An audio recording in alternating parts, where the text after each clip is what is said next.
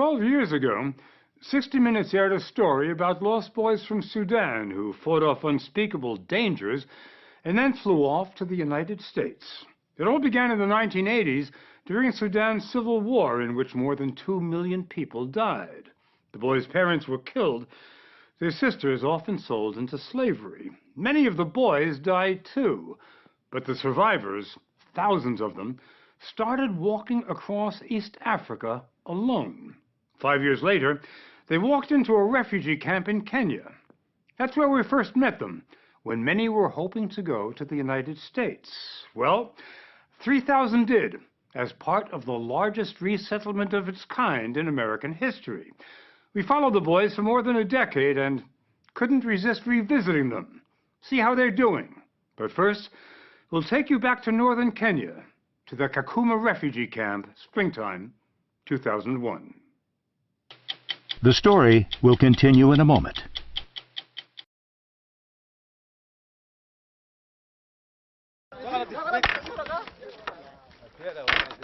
Nothing drew a crowd like the list. Once a week, the lost boys saw their destiny on a bulletin board, the staples of life. On this day, 90 learned they'd be going to America. Boston. I'm going to Florida. Florida. Every Sunday, a plane arrives at the camp to take the boys from nowhere to somewhere. From Kakuma to JFK and beyond. Not all of the lost boys got to go. Joseph Taban Rufino had walked to the board so many times he tried not to get excited. What's new? Something new. What? Yeah, I've seen my name on the board. Your name's on the board, huh? Yeah. Where are you going? This is Kansas City. Kansas City. Yeah. Do you know where it is? I don't know. Abraham Yelniel was taking this walk for the 25th time. He was an ordained minister of Sudan's Episcopal Church at Kakuma. He looked at the board as if it were a holy scroll. I'm going to Chicago. Is it interesting? Oh, it's very interesting. It's very interesting. Yeah. Thank you for that.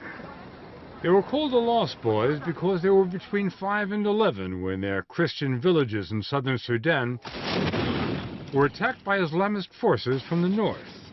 When they saw their villages burning, they started running. Streams of boys became rivers. Hundreds became thousands until an exodus of biblical proportions was underway. They walked for 3 months across Sudan barefoot. 12,000 found refuge in Ethiopia. But after 4 years, they were chased out at gunpoint, chased to the Gilo River, where the waters did not part. For Joseph Taban, that day will never go away. We saw so many people who were just floating on the river. Dead bodies. Dead bodies, yeah. Who were floating on the river. Many were shot, many drowned. Many were eaten by crocodiles. Zachariah Magak was there. 1,000 to 2,000 were died in that river. 1,000 or 2,000 died in that river? Yes. It wasn't much better on the other side. They walked across deserts, over mountains. They had no food or water. Paul Dang was 7 when he started the walk. You have to urinate so that you drink your own urine. Did you ever do it yourself? Yeah, I didn't want to die. Other people didn't want to die. In the spring of 1992, after walking more than 1,000 miles, the boys made it over the border into Kenya, to a desolate place called Kakuma. To the UN, it was an emergency of vast proportions, these emaciated children. For the boys, it was the safest they'd been in 5 years. Joseph became a medical assistant at the camp clinic.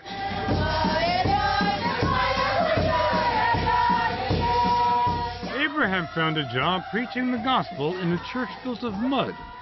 The Lost Boys couldn't go home to Sudan, and Kenya didn't want them. Then, in the year 2000, the State Department decided they deserved a break and invited them to come live in the United States. What we want to do is give you a correct understanding of what life will be like in America.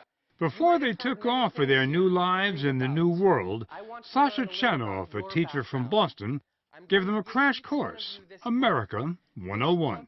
Does anybody know who the president of the U.S. is now? George Bush W. Things they could not imagine, like winter. This is a little what winter in America feels like. What does it feel like? It's very cold.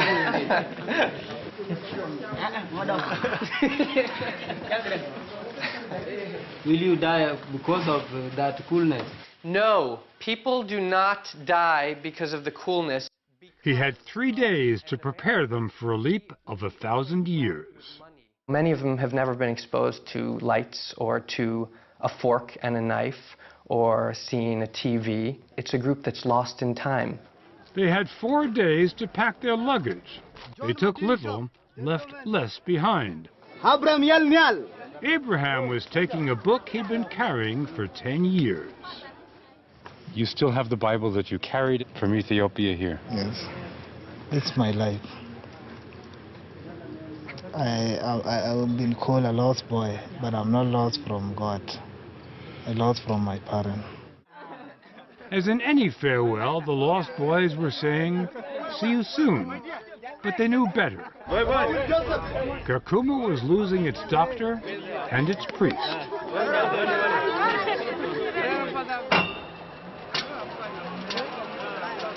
Take it together and put it in.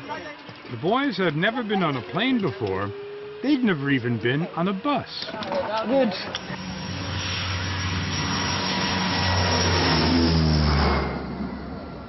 Five planes in 2 days. First initiation rite, airplane food.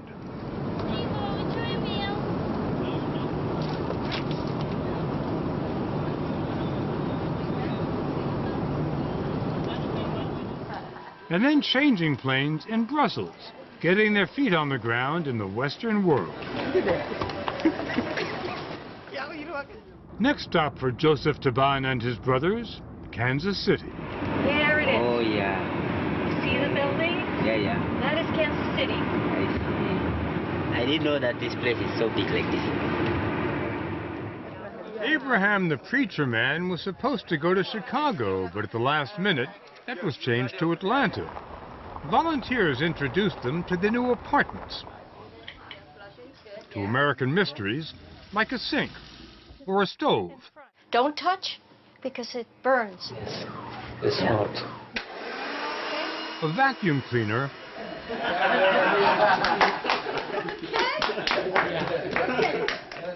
or a can, let alone a can opener. You want to try? Wonderful machine. Within a few weeks, Joseph had his first job in a sweltering fabric factory. When he got home from work at 11 at night, he stayed up studying for that medical career he'd always dreamed of. You won't be surprised to learn that Abraham found his salvation in church. All Saints, one of the largest Episcopal churches in Atlanta. A month after his arrival, he was invited to be a guest deacon. Hallelujah, hallelujah. Thanks be to God. Hallelujah. Hallelujah. You were terrific, Abraham. Yes. You were so good. The big problem was the sheer size of America and everything in it. Home Depot was a long way from home. The store is too big. Oh, I know it is. This is confusing.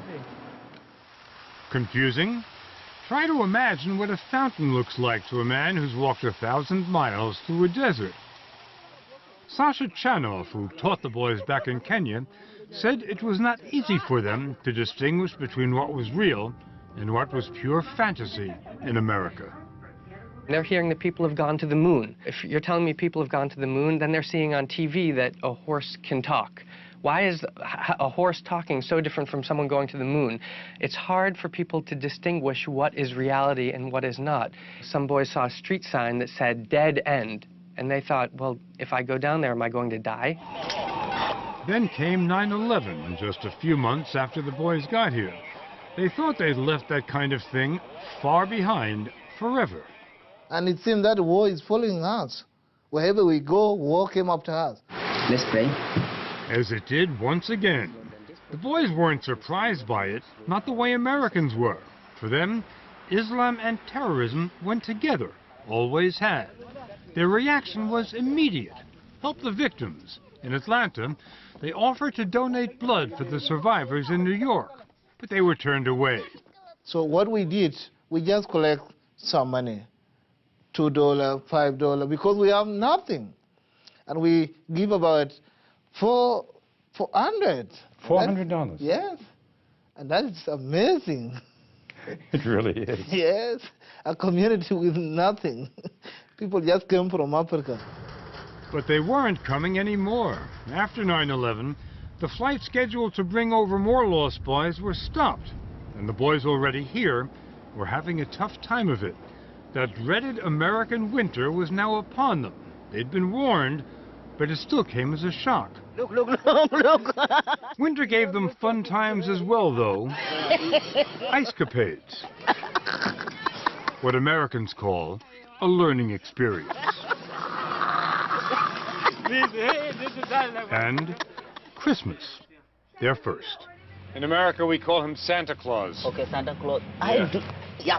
I do heard of Santa Claus.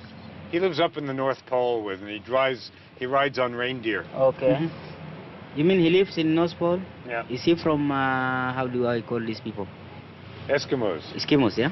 Well, he's the guy who brings presents to all the children on Christmas. Okay. Yeah. He makes kids happy. That's the important thing. That's good, that's good. Okay, pull back.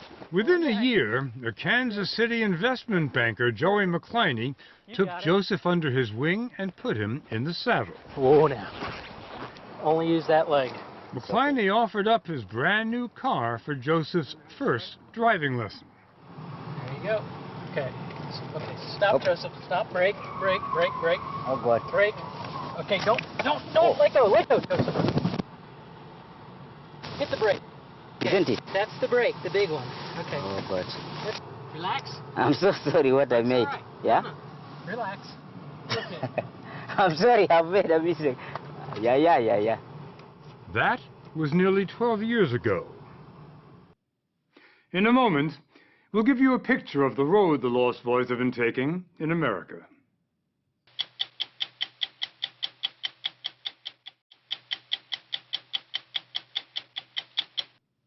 Before their arrival in America in 2001, the Lost Boys of Sudan knew very little about what would be a totally new world for them. For the U.S. government, it was quite a social experiment. America may be a country of immigrants, but it's not often that the State Department organizes an airlift of people who know virtually nothing about the modern world. The Lost Boys were sent all over the place, from Fargo, North Dakota, to Phoenix, Arizona. Joseph Taban Rufino landed in Kansas City. Abraham Yelnial was sent to Atlanta. We never forgot about them and their fellow Lost Boys, and we felt good when it appeared they hadn't forgotten about us. The story will continue in a moment.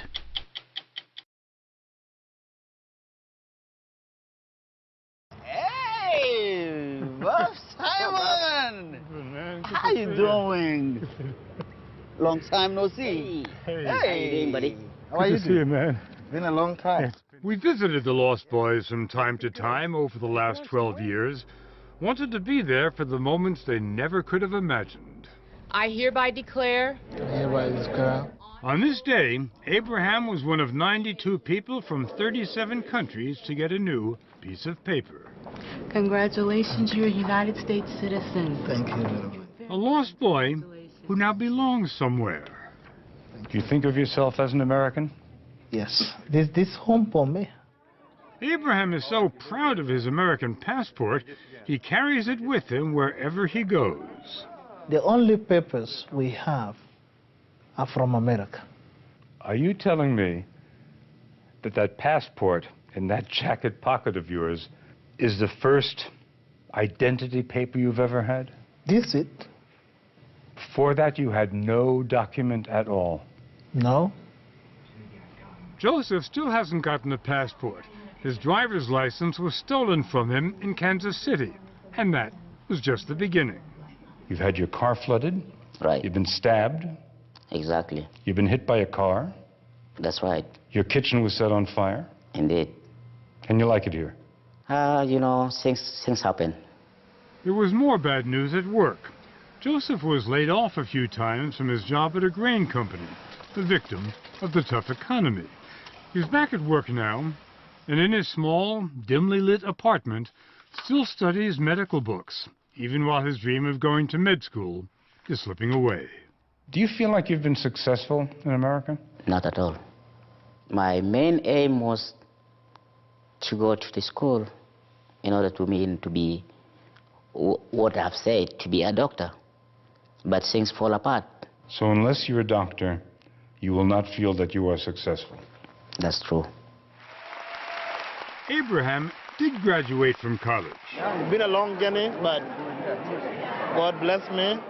After many 4 a.m. bus rides to school, he got a degree in biblical studies from Atlanta Christian College. Congratulations. So how did you make those roofs? Sasha Chanoff, who led those orientation classes back at Kakuma, now runs an organization called Refuge Point, which champions refugees in Africa. He still stays in touch with the Lost Boys. I would say this is one of the most successful resettlements in U.S. history. Wow. Some of them are in law school, some are in medical school. But of course, when you have 4,000 guys or so who arrive, some don't do as well. Some struggle. Some have had problems with drugs and alcohol. A few are in jail. But some Lost Boys who were orphaned by war have been wounded fighting for the U.S. military in Iraq and Afghanistan. Daud Dakan made it out unscathed. So you were in Iraq three times? Yes. He joined the Army after 9/11. I'm a young man able to hold a gun or to go with the other young men in this country who were born here. Why not? That's my duty. So you joined the Army because you wanted to give something back to America? Yes. Thank you, America. I want to let the whole world know. Dominic Leake, a friend of Joseph's in Kansas City, wrote a song he says represents the feelings of many Lost Boys. When I came to this country, I was helped by the government of this country and the people of America. So what I did was I thanked them for the opportunity they gave to me and my fellow Lost Boy. We were forced into the river. Abraham feels he has a mission to make sure people will not forget. He speaks at universities across the country. Here he was at Yale, explaining to students why he believes God kept the boys alive. God kept us alive to be witness of what took place in Sudan. That's the only thing. It's not because we were more important than others, than our mothers, and fathers, and brothers have died, but simply so that we will be witness.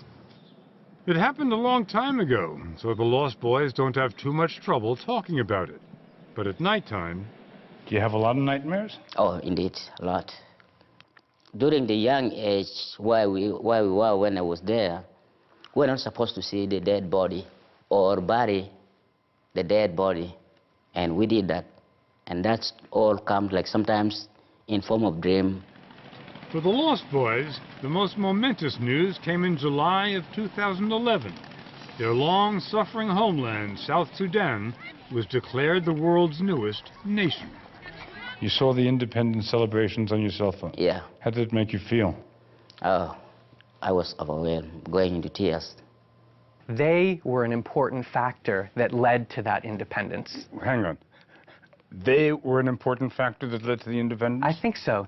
They created a political environment in the U.S. where people were finally realizing what was happening in this remote genocide in Sudan that nobody had really heard of on a large scale before.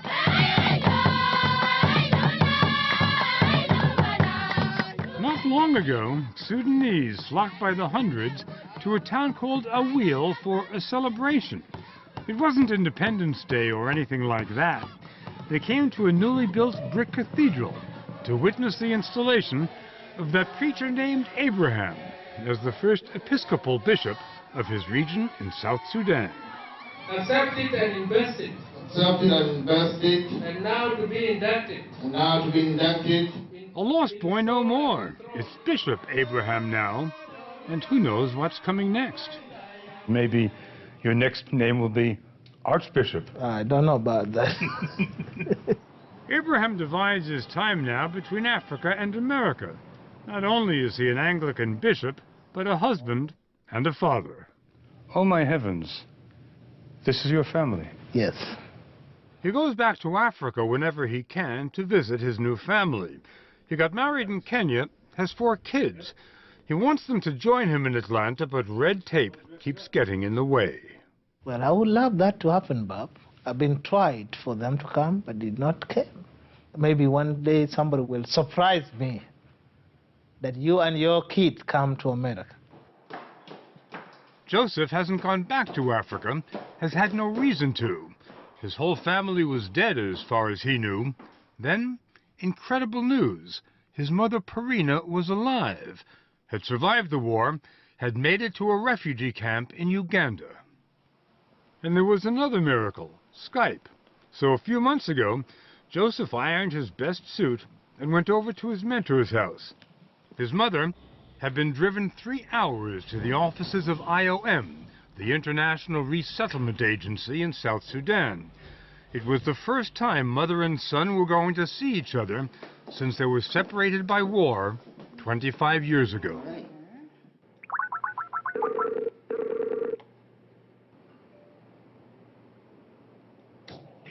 Hello.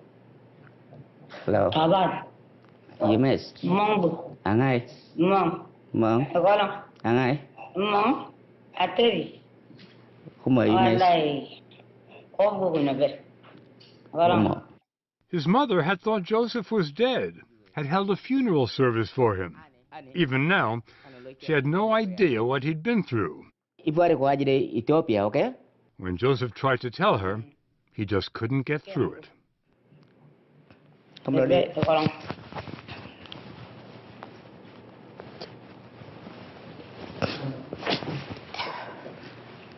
But there were light moments too, shared memories of Joseph's happy childhood in a country village, before the war ended childhood and everything else.